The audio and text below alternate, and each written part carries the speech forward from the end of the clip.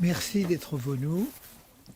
Ce soir, M. Afshar Naderi va nous faire plonger dans l'histoire mythologique de l'Iran. Les mythes qui ne sont pas seulement de l'histoire sont aussi actuels. En disant ça, je pense aux victimes qui a été fusillé ce matin en Iran. Regardez son image, son histoire. Vous pouvez en trouver pas mal d'équivalents dans les martyrs de Shahnameh avant tout. Merci d'être venu. Merci, vous, de venir ici.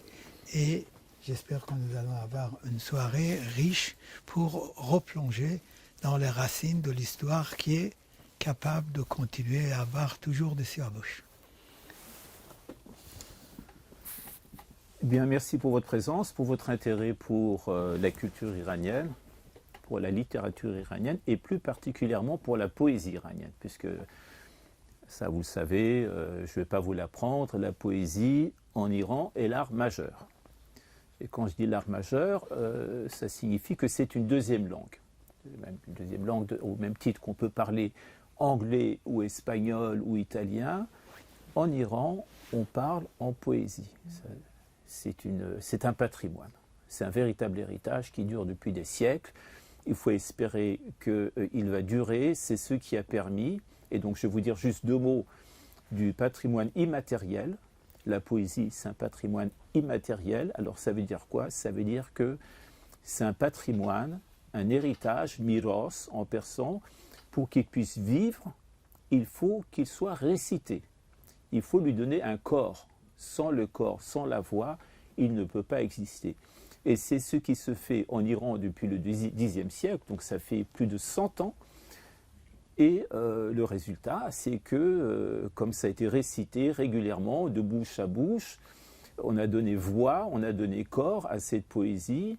Aujourd'hui, il se trouve que des enfants, des écoles, 6 ans, 8 ans, 10 ans, ils peuvent vous réciter des dizaines et des dizaines de vers, de poèmes du livre des rois, qui est toujours aussi accessible aujourd'hui, compréhensible par le plus modeste des citoyens iraniens. Pourquoi? Parce que ça a été régulièrement récité depuis des années, depuis des siècles. Ça a été récité, on a donné corps, on a donné voix. Je voudrais faire un parallèle sans pour autant apporter un jugement. Par exemple, la chanson de Roland, 11e siècle, le livre des rois de Ferdowsi, le Shahnameh, c'est 10e siècle. La chanson de Roland en France, 11e siècle, qui est aussi une épopée, Hamassé, au même titre que le livre des rois. C'était le même processus. Il y avait des troubadours qui se déplaçaient, qui récitaient ces poèmes de ville en ville, de village en village, qui faisaient de la jonglerie, qui transmettaient par la voix en récitant ce poème. Ça s'est arrêté à un moment donné, et aujourd'hui, il est très compliqué de lire la chanson de Roland dans le texte d'origine. En Iran, le même phénomène, ce qu'on appelle les naqol, donc ceux qui récitent, naqol, donc ceux qui transmettent, il y a le mot narl, ceux qui transmettent par la voix, par la récitation, eh bien, à force de réciter pendant des années, pendant des siècles, cette langue s'est maintenue. Donc ça, c'est important, et il ne faut absolument pas sous-estimer le rôle de la parole, le rôle de la déclamation, le rôle de la récitation. Apprendre par cœur, réciter par cœur, sinon, ce patrimoine reste endormi. C'est un patrimoine qui finit dans le coma si ce n'est pas récité. Et nous avons affaire donc ce soir au Livre des Rois, qui est l'œuvre majeure, grâce à laquelle l'esprit, grâce à laquelle la voix du peuple iranien a été conservée. Et donc vous avez, alors, donc ça c'est la récitation, mais en plus, nous avons ici deux ouvrages qui sont absolument magnifiques. Le plus récent, Rostam, qui est le Hercule iranien, qui vient de sortir tout récemment, sous forme de livre animé. Alors j'ai découvert un mot, on dit pop-up. Je ne connaissais pas ce mot, le pop-up, donc c'est le livre animé. Je préfère livre animé, livre en 3 dimensions, qui est absolument magnifique. C'était fait en Thaïlande. Donc je suppose qu'il y a une tradition. Là-bas, il y a un art, il y a un artisanat où ils maîtrisent ça. Et j'en suis ravi parce que je constate que les jeunes aujourd'hui, ils sont très attirés par les mangas japonais par exemple. Très bien. Mais nous, c'est bien que ça existe, que ça puisse faire vivre ce livre des rois. Encore une fois, on remonte au Xe siècle avec l'art de la miniature, qu'il fasse vivre donc ces livres sous cette forme-là qui est absolument flamboyante, hein, tel qu'il a été conçu. Moi-même, les bras m'en sont tombés quand j'ai vu ça la première fois. Alors, j'en ai acheté plusieurs. Je précise que je ne touche pas de commission de la part de la librairie, mais ça, sûrement, c'est des cadeaux magnifiques à faire. J'en ai offert à mes enfants qui étaient absolument épatés. Ça permet de faire revivre, de faire découvrir notre patrimoine aujourd'hui au XXIe siècle et ne pas rester en retard, si vous voulez, par rapport à ces cultures aujourd'hui d'Extrême-Orient qui attirent beaucoup les jeunes. Corée du Sud, Japon, Chine, eh bien nous aussi on a notre part et grâce à ces livres notamment, eh bien on peut continuer à faire vivre cet héritage. Alors je vais vous parler du livre des rois puisque c'est de ça qu'il s'agit. Moi-même j'ai fait donc un travail de thèse de littérature persane sur le mythe du forgeron, qui est un mythe national, Kové le forgeron, et qui reste toujours très vivant. Donc on en parlera, qui a encore des implications aujourd'hui. On compare encore aujourd'hui des héros, des résistants à la figure de Kové. C'est un mythe national, c'est un mythe à la fois populaire et un mythe national. Donc j'ai étudié les origines de ce mythe, qui a des racines anciennes et qui en même temps n'est pas spécifique à l'Iran. Ça rejoint un patrimoine indo-européen. On trouve des correspondances avec la mythologie gréco-latine, avec la mythologie germanique, avec la mythologie nordique. Donc dans ce livre, j'établis notamment un tableau. Il faut aller à la page 40. À la page 40, il y a un tableau que j'ai établi entre différents. Vous savez, cette figure du forgeron qui à chaque fois prend des noms différents, des figures différentes, mais c'est toujours la même structure. Le forgeron avait une importance essentielle dans les temps reculés. Et puis après, il y a eu des modifications, des changements. Donc c'est cette évolution que j'ai étudiée dans cette thèse que j'ai réécrite, de sorte à ce que ça puisse être publié et donc lisible par le grand public. Alors sans parler bien sûr du texte lui-même qui est magnifique, de la poésie qui est magnifique. C'est vraiment un mythe populaire, c'est ça qui est intéressant. C'est dans le livre se représenter comme un artisan surgi du peuple. Alors je ne vais pas trop m'étendre là-dessus parce que je voudrais parler des deux livres animés. Mais comment dire, pour résumer, le livre des rois, le Shahnameh, commence avec une dynastie qu'on appelle Pijdodion, qui peut se traduire par les premiers créés. Les origines des noms sont toujours d'origine indo-européenne.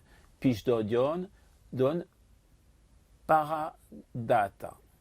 Data, c'est données. Aujourd'hui, on a le mot data en informatique, les données, ça existe toujours. Et para, c'est les premiers données. Donc, les premiers créés, ce sont les rois qui sont venus sur Terre au début de la création, selon le Shahnameh, le livre des rois. Donc, vous avez une série de rois en Iran qui sont les premiers créés, qui vivent des centaines d'années. Et dans l'ordre, donc j'ai établi un peu la liste. Vous avez le premier qui est Kayumars, Gayamartan en avestique, ensuite Hushang, Aoshiana en avestique, Tahmuras, Tahma Urupa et Jamshid, Yemar Shaeta en avestique, donc qui est la langue de l'Avesta, donc là on remonte au 5e, 6e siècle avant Jésus-Christ. Et ce qui nous intéresse, donc dans ces rois mythiques, avant d'entrer dans la véritable histoire, c'est ce qui se passe après le règne de Jamshid, qui est considéré comme le roi civilisateur par excellence. Ces rois-là, qu'est-ce qu'ils font? Ils apportent la civilisation aux humains. Ils apportent l'art de s'habiller, l'art de l'agriculture, l'art de faire la guerre, l'art de créer des outils, l'art de construire les maisons. Et Jamshid, donc Yemar Shaeta, c'est le plus renommé. Et alors l'étymologie, pour ceux qui s'intéressent au nom, donc Yima donne Jam, Shid, en deux mots. Donc Jam signifie pur et Shid brillant, d'où est venu le nom Khorshid. Hein, c'est donc Khor, donc ça correspond au mot Khvara qui signifie soleil. Et Shid, Shaeta, signifie brillant. Khorshid, soleil brillant. Et donc ce roi, il apporte beaucoup de choses en termes de civilisation au genre humain, jusqu'au jour où, comment dire, il a la grosse tête. Hein. Il se croit plus important que Ormas, plus important qu'Auromazda, le dieu suprême. Et puis qu'est-ce qui se passe? Donc il a la grosse tête, et puis à ce moment-là, quand le Seigneur constate qu'il se croit au-dessus de tout, il lui retire son aura divine. L'aura divine en persan se dit phare. Phare. C'est une sorte de grâce, si vous voulez, au même titre que c'est l'aura, l'auréole qui se trouve au-dessus de la tête des saints. Il lui retire ça. Et c'est comme un oiseau donc, qui s'éloigne de Jamshid et se retrouve complètement démuni pour avoir dépassé ses limites. On appelle ça l'hubris. Et à ce moment-là, qu'est-ce qui se passe? Forcément, il y a l'étranger qui vient s'en mêler. Un roi qui vient de l'ouest, on dit du désert des porteurs de lances, qui est l'Arabie. Ça, c'est en termes généraux, et qui s'appelle Zahok. Et ce Zahok, donc, c'est l'usurpateur, il vient s'emparer du trône de l'Iran. Alors, la particularité, ça vous le savez tous, je crois, de ce Zahok, Oji Daroka, en langue avestique, qui signifie, Oji signifie le serpent, Daroka signifie démoniaque, donc le serpent démoniaque. Il a un serpent sur chaque épaule. Parce qu'il a fait un pacte avec le diable, avec Iblis, donc ça c'est le mot arabe pour désigner Ahriman, donc qui est le seigneur du mal, le seigneur des ténèbres. Il vient en Iran, donc Jamshid il est démuni, il est affaibli, donc il met à mort Jamshid, il prend sa place, il règne sur l'Iran, et c'est le début d'une longue période de sécheresse en Iran. Et donc la nature régresse, les gens se retrouvent dans la misère, et ce qui se passe aussi, c'est que le prince, le fils de Jamshid, prend la fuite, qui s'appelle Feridoun, Thraï Taona en avestique. Il prend la fuite, il se réfugie dans la nature, dans une montagne, ça aussi c'est un schéma initiatique dans les structures mythologiques les plus anciennes, et il est nourri par une vache sacrée qui s'appelle Pourmoye. C'est un schéma que vous retrouvez souvent dans les mythologies, par exemple la louve qui nourrit ceux qui vont fonder l'Empire romain, Romus et Rémulus, je vais y arriver. Et, ou bien Zol, le père de Rostam, le héros iranien, le champion iranien Rostam, qui est élevé par un oiseau, par le phénix, par Simur. Donc il y a un rapport avec les natures qui les éloigne du monde des humains et qui les place au-dessus. Et c'est là où entre en scène donc Rostam, cette figure populaire, révolutionnaire, c'est un peu le Spartacus iranien, si vous voulez, qui est un forgeron. Alors, comment les choses se passent? Zahok, qui réduit le pays à la ruine, ce qu'il lui fallait, s'il fallait tous les jours tuer deux jeunes gens, deux jeunes Iraniens, pour nourrir les serpents qui se trouvaient sur ses épaules avec les cervelles donc, de ces martyrs. Jusqu'au jour donc ce forgeron, Corvée, il avait 18 fils, 17 sont emprisonnés, sont emmenés dans les cuisines royales, on les met à mort et donc on nourrit donc les serpents avec leurs cervelles jusqu'au jour où Zahok fait un rêve, il fait un cauchemar où il voit dans ce rêve qu'un jeune homme vient et il reprend le royaume et donc il le réduit à néant avec une massue à tête de bœuf. Gorzegov Sar. Et donc ça c'est un cauchemar, il a beaucoup de mal à s'en remettre, il fait venir les devins, ils disent oui, ce qui va se passer c'est qu'il va y avoir ce prince qui va revenir, qui va reprendre le royaume.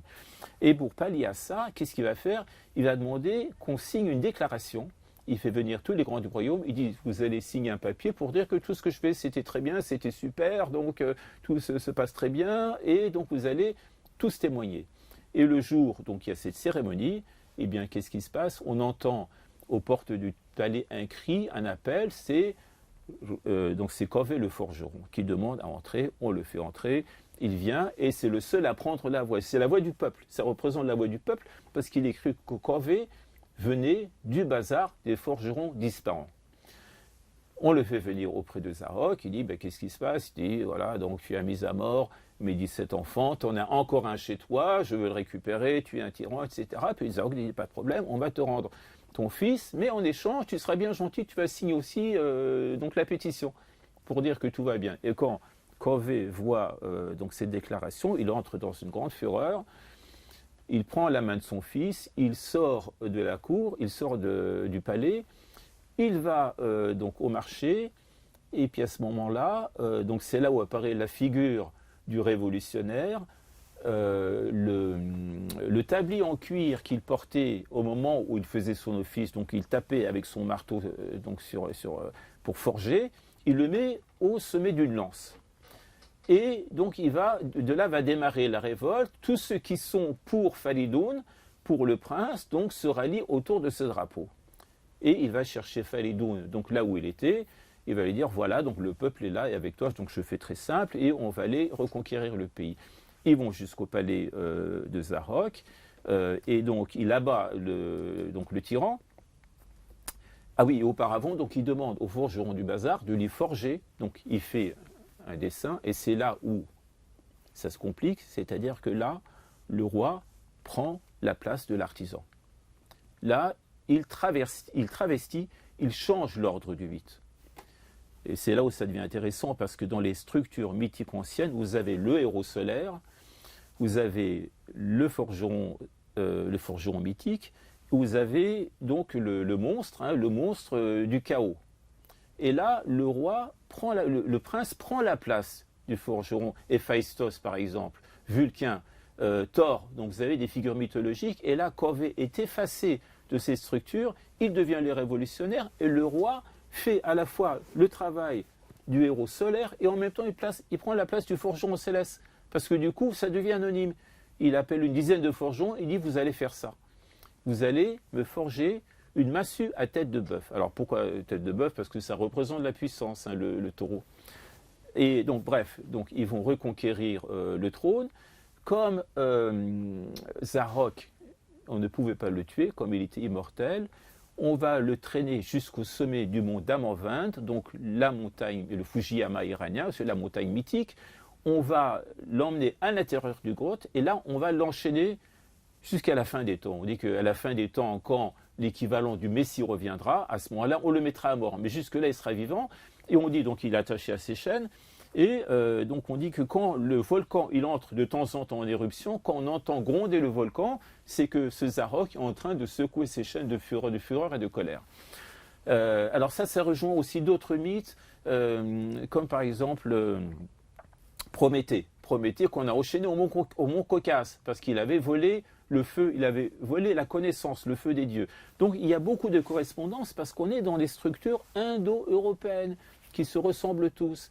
Mais par contre, ce qui est intéressant, c'est que l'idéologie intervient. Et là, on change la donne. On change des structures anciennes au service du pouvoir. Et ce qui se passe aussi avec Jamshid, ça c'est intéressant, il crée le système des castes, il crée le système social. Il dit voilà, à partir de maintenant, voilà comment ça va se passer. En haut, vous avez les prêtres, Mobadan. En haut, vous avez le roi, bien sûr. Parce que le roi, il est d'origine céleste. Il a le phare, etc. Donc le roi, pas de problème, il a de compte à rendre à personne. Il est en lien direct, il est connecté par Wi-Fi avec ceux d'en haut. Et puis après, vous avez les prêtres. Première catégorie. Ensuite, vous avez les guerriers. Ensuite, vous avez ceux qui travaillent la terre. Et ensuite, vous avez les artisans. Les artisans viennent tout en bas, ce qu'on appelle les producteurs. Et ça, ce n'est pas propre à l'Iran, puisque vous avez, en Inde, vous avez le système des castes, qui est encore plus complexe. Mais en Europe, vous avez la noblesse, le clergé, le tiers-état. Donc, ce sont les mêmes structures. C'est-à-dire qu'on établit un système de répartition sociale, et en dessous, vous avez les producteurs. Et à ce moment-là, donc, ce que je démontre dans mon livre, c'est que Covey étant la quatrième catégorie, il ne pouvait pas se situer au même niveau que le roi. Il ne pouvait pas être le forgeron.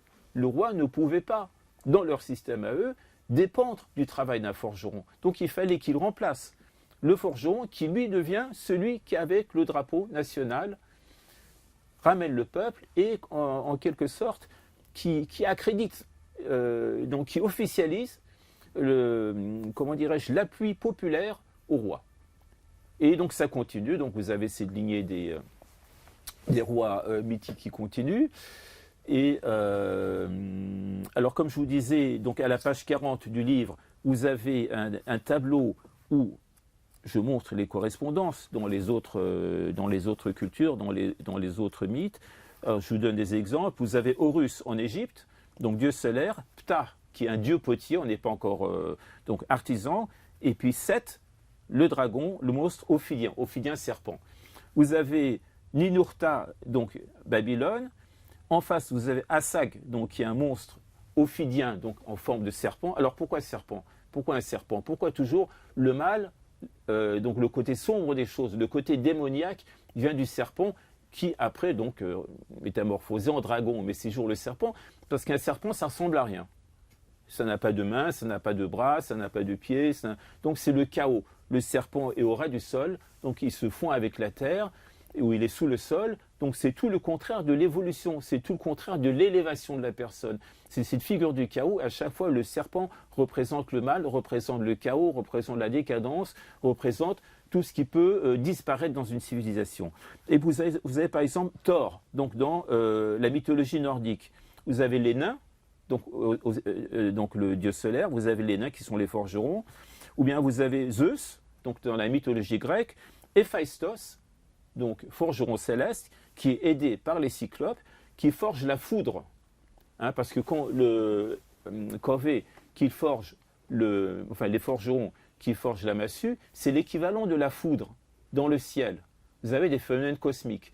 Et alors oui, ça j'ai oublié de préciser. Donc je termine, donc Baal, donc dans Canaan, donc le territoire de Canaan, qui regroupait l'ouest de la Syrie, la Palestine, la Jordanie, le Liban. Vous avez Kossar, dieu forgeron, et Yam, donc le démon de la sécheresse, Indra en Inde, et puis Mitra, bien sûr, donc dans le monde iranien. Dans l'Avesta, il s'appelle Thraetaona, qui, dans le Shahnameh, devient Feridun. Alors, donc, oui, ce que j'oubliais, c'est que les racines très anciennes de tout ça, il faut remonter donc aux sociétés primitives. Qu'est-ce qu'ils faisaient, ces peuples? Ils regardaient le ciel, à un moment donné, et puis il faut qu'on donne une forme humaine à tout. La pluie cesse de tomber, le monde est plongé, leur monde est plongé dans la sécheresse. On a faim, donc les champs ne produisent plus, tout le monde regarde le ciel, on voit dans le ciel des nuages gris qui retiennent l'eau des pluies. Ça, c'est le monstre de la sécheresse, c'est Zarok, c'est le dragon. Et puis, à un moment donné, qu'est-ce qui se passe? Vous avez des éclairs, vous avez le tonnerre, ils se disent, ah, ça chauffe là-haut, il y a une guerre, il y a des combats. Et donc, les éclairs, c'est l'équivalent de ce que produit Héphaïstos. Donc c'est le marteau du forgeron céleste. C'est le forgeron qui forge l'éclair. Et puis en face, vous avez le dieu lumineux. Donc ces trois figures mythiques. Et dans leur logique, à un moment donné, le démon de la sécheresse, il va être vaincu, le dragon, il va être vaincu. Les nuages vont être percés, vont être déchirés et la pluie va être libérée. Et donc la prospérité va revenir sur Terre. Ce qui se passe dans l'histoire de Feridun, Zarok, Corvée, tout ça, c'est exactement la même reproduction au niveau des humains. Mais dans tout ça, encore l'idéologie reprend le dessus et bien sûr, il faut faire la part belle donc aux catégories supérieures. Donc il y a des catégories sociales qui sont supérieures, les guerriers sont supérieurs, les prêtres sont supérieurs et bien sûr, il y a le roi au-dessus. Aujourd'hui, qu'est-ce qu'on constate dans cette société? Si je fais un raccourci, vous avez donc l'équivalent des prêtres, c'est quoi? Aujourd'hui, c'est les éditorialistes, hein, ceux qui vous apprennent à réfléchir, qui réfléchissent à votre place. C'est les médias streamline. Voilà, il faut réfléchir comme ça. Et puis vous avez les forces de répression, hein, et puis vous avez le peuple, les producteurs. Bon, les gilets jaunes, par exemple, voilà, les oubliés de la société. Bon, peut-être qu'on peut dire aussi que Corvée, donc dans son bazar, c'était les gilets jaunes qui se révoltent, etc. Mais là, en l'occurrence, il apporte une caution à un système royal. Pour dire les choses simplement. Donc ça, c'était pour Corvée. Maintenant, Rostam. Alors, Rostam, donc c'est l'ouvrage qui vient de sortir tout récemment. Il y a aussi, bien entendu, des analogies. Par exemple, avec les mythes indo-européens, vous avez Zarok. serpent sur les épaules, qui pourrait être un avatar de Cerbère. Cerbère, c'est le chien gardien des enfers à 3 têtes, un chien à 3 têtes qui est gardien des enfers. Et puis ça peut être aussi, Zarok peut correspondre aussi à l'hydre de Lerne, qui est aussi donc, une sorte de dragon à 6 ou 7 têtes. Dans les 12 travaux de Hercule, la deuxième épreuve, c'est quand Hercule parvient à soumettre Cerbère lors de son entrée des enfers. Donc vous voyez, il y a beaucoup de correspondances. Et donc pour revenir aux 7, Hercule en a 12, lui il en a 7, donc c'est plus cool. Les 7 travaux de Rostam, ah oui, je précise, donc le mot Rostam, donc les Iraniens savent ce que ça signifie que je suis libéré, j'ai été libéré. Raoi oftam Rostam. Pourquoi? Parce que c'est les résultats d'une césarienne. Rostam, qui était un bébé donc très costaud, très balèze, sa naissance posait de problème pour sa mère. Il n'arrivait pas à sortir, il n'arrivait pas à venir au monde. Et son père Zol, qui est aussi un héros mythique, qui avait été élevé par le phénix, le Simurgh, au sommet d'une montagne. Le phénix lui avait laissé une plume. Quand ils se sont séparés, quand Zol est revenu parmi les hommes, il a laissé une plume un peu comme une carte de visite. Si tu as besoin de moi, tu me fais signe avec cette plume. Et bien là, il se trouve embêté parce que sa femme doit accoucher, mais son enfant, il est tellement gros, il est tellement balèze, il n'arrive pas à sortir. Avec la plume, il fait signe au Simurgh, le phénix, il arrive vite fait, et il pratique une césarienne sur la mer. Et d'ailleurs, le mot a été repris après, donc en persan, pour expliquer la processus de césarienne, on dit rostaminé. Rostaminé, c'est la technique de la césarienne. C'est employé. Bon, maintenant, c'est plus employé, je suppose. Et donc, il vient au monde grâce à la césarienne, d'où son nom Rostam. Donc, quand il vient au monde, il dit Rostam, donc je suis libéré. Voilà. Donc, ça, c'est pour l'origine, l'étymologie du nom. Et donc, il a, je vous disais, cette épreuve. La première épreuve. Ah oui, alors donc contrairement à Hercule, Héphaïstos, il est accompagné par son cheval. Son cheval participe aux épreuves. Son cheval, c'est aussi... alors ça rejoint peut-être aussi partie de l'Iran où les Iraniens étaient très liés aux chevaux, comme tous ces peuples des steppes. Donc il y avait un rapport très intime au niveau du quotidien, au niveau de la vie, et donc des combats, de la guerre. Et les chevaux sont très présents. Et donc ce cheval s'appelle Rarch, il l'accompagne jusqu'au bout des épreuves, jusqu'à la mort, il accompagne Rostam. La première épreuve, donc il se dirige vers la province du Mazandaran, au nord de l'Iran, qui est une province de forêt dense, où se trouve emprisonné le roi Keykovus par ce peuple du Mazandaran, cette région du Mazandaran qui est fréquentée par les dives, les démons. Et Rostam a pour mission d'aller libérer le roi Keykovus. Donc il y va avec son cheval. En chemin, donc ils vont s'arrêter. Il y a donc un terrain avec des roseaux. Rostam va se reposer, il s'allonge, il dort. Et pendant qu'il dort, un lion qui arrive, un lion qui débarque. Et donc c'est l'Arche, son cheval, qui va affronter le lion. Et avec ses dents et ses sabots, le cheval tue le lion. Pendant ce temps, Rostam, il dort tranquille, et puis il se réveille, ça y est, tout est fait. Et donc, bon, le cheval est un peu blessé, donc il le soigne, et ils repartent aussitôt. Donc ça, c'est le premier. Ensuite, ils remontent en selle, ils poursuivent le chemin. La deuxième épreuve, ils traversent le désert. Donc un désert aride, il n'y a pas de source d'eau, et donc tous les deux sont saisis par la soif. Rostam prie le Seigneur, il voit un bélier qui passe devant lui, donc bon signe, il suit le bélier, et ils arrivent donc à une source où ils arrivent enfin à s'abreuver. Rostam rend grâce à Dieu, et ils poursuivent leur chemin. Troisième épreuve, combat avec le dragon. Là encore, c'est Rarch qui met la main à la pâte le premier. Donc non seulement il avait cette épreuve au lieu de 12, mais en plus son cheval fait une bonne partie du boulot. Donc Rarch attaque le dragon, il déchire les épaules du dragon avec ses dents, et il met sa peau en lambeaux. Et puis Rostam arrive et donc il décapite la bête d'un coup d'épée. 4e épreuve, il traverse un territoire enchanté. Donc il y a un coin de verdure, un ruisseau, et puis là, qu'est-ce qu'il voit? Un rôti de cerf avec du pain, du ciel. Il s'assied, mais aussitôt, comme par magie, ces denrées disparaissent.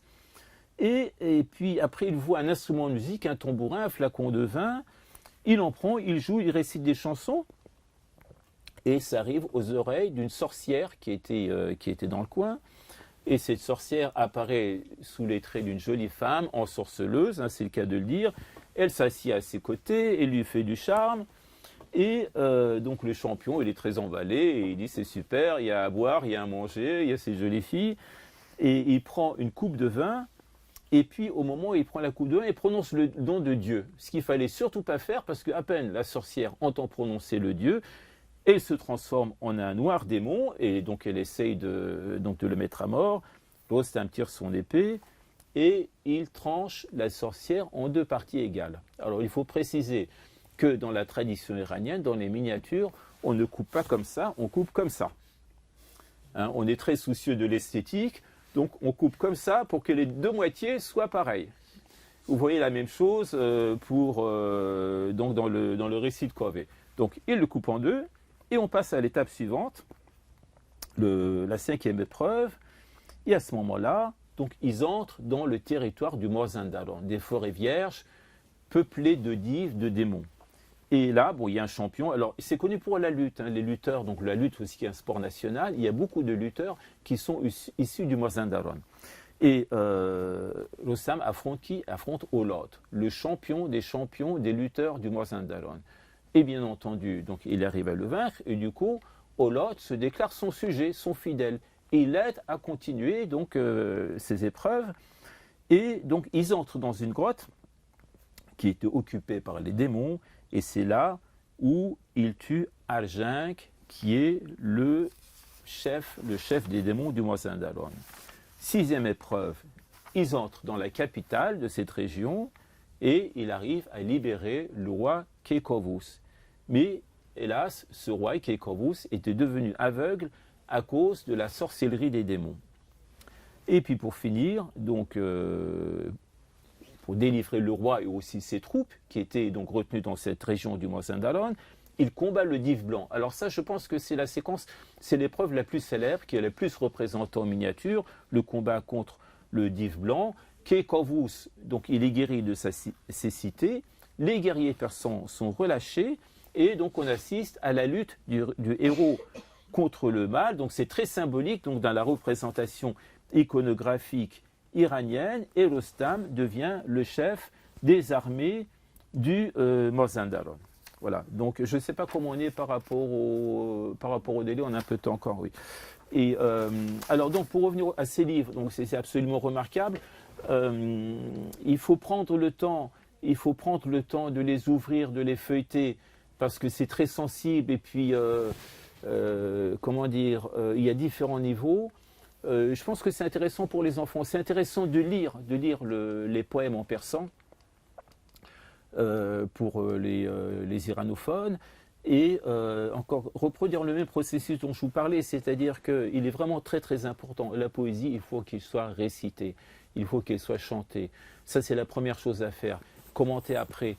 Mais celui de Zahok, donc le roi serpent, vous avez des représentations de manuscrits qui sont célèbres, comme celui de Chortar-Mosp, qui est peut-être le manuscrit le plus cher au monde. C'est des manuscrits qui n'ont pas de prix, qui sont récupérés par des collectionneurs comme les Rothschild par exemple. Ils n'achètent pas l'ouvrage, ils achètent une planche, tellement c'est précieux. Vous avez Shahnameh Boy Songori, donc des différentes époques, et donc qui sont reproduits, donc il y a de reproductions dans ce livre. La figure de Kaveh que vous trouvez donc dans le livre de Zahok, c'est plutôt d'influence indienne. C'est très rare qu'on voit des représentations de Kaveh le forgeron. Il y en a une, donc c'est bien qu'elle existe, mais c'est très rare. Et puis quoi d'autre? Donc ces représentations, ces différentes époques, vous avez des époques beaucoup plus récentes, 18e, 19e siècle. Ils ont fait un travail très intelligent qui consiste à regrouper ces représentations. Et donc alors il faut prendre beaucoup de temps, hein. À chaque fois, il vaut mieux passer plus de temps sur une double page que les parcourir. Et puis surtout, n'y allez pas trop fort au début parce que c'est un peu rigide. Il faut vraiment que ça s'assouplisse. Et que donc à force d'ouvrir, de fermer, donc ça puisse avoir une certaine souplesse pour mieux les consulter.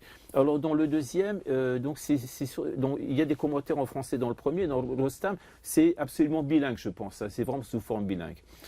Dans mon livre à moi, vous avez les textes en persan, alors en transcription du persan en français, et là vous avez le texte d'origine. Et alors bon, c'est pas pour des jeunes, c'est plutôt pour des adultes, mais vous avez tous les commentaires, toute l'explication de ces phénomènes. Parce que le travail du chercheur n'est pas de dire c'est bien ou c'est mal, c'est d'expliquer la généalogie d'un phénomène. D'où on est parti, où on est arrivé. Et cette figure du forgeron, c'est très intéressant parce que vous le retrouvez dans différentes cultures. J'en ai vu par exemple dans un film d'Eisenstein, par exemple, où c'est le forgeron qui apporte les armes au peuple qui se soulève. Alexandre Nevsky, par exemple. Donc vous retrouvez cette figure du forgeron un peu partout qui représente vraiment la figure de l'artisan. Alors l'artisan, c'est quoi? L'artisan, c'est une figure qui, dans différentes sociétés, peut avoir un statut très respecté, mais aussi qui peut être craint. Parce que l'artisan, c'est quoi son rôle? Il maîtrise une matière que n'importe qui ne peut pas maîtriser. C'est un savoir qui est secret, qui n'est pas à la portée de tout le monde. Maîtriser le fer, maîtriser le feu, pour en sortir un outil. À partir de ça, on peut en faire une arme, des engins de destruction, ou bien la charrue, donc des engins qui apportent la vie. Et le fait de maîtriser le feu, de maîtriser des forces qui nous dépassent, ça apportait à ces artisans des statuts qui étaient importants dans les sociétés africaines, par exemple. C'était des griots, donc c'était des personnes qui participaient à des initiations. Donc selon les différentes sociétés, ils ont des rôles plus ou moins importants. Dans les sociétés nomades, par exemple, ils étaient plutôt craints, alors que dans les sociétés sédentaires, qui vivaient, qui étaient stables, ils avaient un statut important. C'était des héros civilisateurs, les forgerons. Donc on est très loin du statut des producteurs qui sont au bas de l'échelle. Et puis, qu'est-ce que je voulais vous dire d'autre à part ça, sur le forgeron? Je pense que peut-être que dans les échanges qu'on va avoir, ça va me revenir. Mais comment dire, on se retrouve toujours avec donc cette situation où ceux qui dominent font travailler ceux qui ont le savoir, ceux qui ont le savoir-faire. Vous avez ceux qui font les tableaux Excel en haut, et puis en dessous, vous avez ceux qui produisent vraiment ceux qu'on appelle les premiers de cordée, hein, il n'y a pas longtemps, donc c'était le terme qui était employé. Ceux qui connaissent, ceux qui ont le savoir technique, qui produisent. Et puis aussi, ce qui est intéressant, c'est que c'est une figure nationale. Donc Covey, c'est une figure nationale. Et je me suis interrogé à un moment donné sur les figures nationales en France, populaires, en Iran et en France. En France, les héros populaires, vous avez Jeanne d'Arc, par exemple, qui est une femme. Ça, c'est intéressant. Figure patriotique, c'est Jeanne d'Arc. J'étais à une conférence il n'y a pas longtemps sur Jeanne d'Arc, je trouvais très intéressant, parce qu'elle est issue du peuple aussi. Elle est issue du peuple, et elle vient mettre en place le roi légitime, au même titre que Covey vient mettre en place le prince légitime. Et l'idée, c'est quoi? Là, pour Jeanne d'Arc, c'est bouter les Anglais hors de France, et puis, donc pour Covey, c'est aussi chasser l'étranger qui est venu prendre le pouvoir. Et ce sont les figures qui restent dans l'imaginaire collectif. En France, vous avez Jeanne d'Arc, et puis vous avez aussi, donc c'est une figure féminine, et puis vous avez Marianne. Donc les figures populaires, les figures patriotiques les plus importantes, c'est des figures féminines. Alors vous avez aussi Vercingétorix, par exemple, mais très peu présente, par exemple, donc dans les mentalités, dans la conscience collective. Et puis, vous avez Roland aussi, la figure de Roland, mais très peu présent aussi. La figure de Jeanne d'Arc en France est récupérée par des partis politiques. Vous voyez à quel point donc c'est des figures qui perdurent à travers les temps, qui sont toujours performantes, si je puis dire, qui sont toujours efficaces. Et puis en Iran, bien sûr, la figure de Covey. Et puis vous avez Siorvosh aussi, mais quand même moins important, parce que là, des figures comme Courbet, ils cochent toutes les cases de l'imaginaire collectif, du parcours initiatique d'origine, des figures mythiques qui restent dans l'esprit des gens et donc qui traversent les siècles. Voilà. Bon, bah, merci pour votre écoute. Et donc, je suis à votre disposition si vous avez des questions.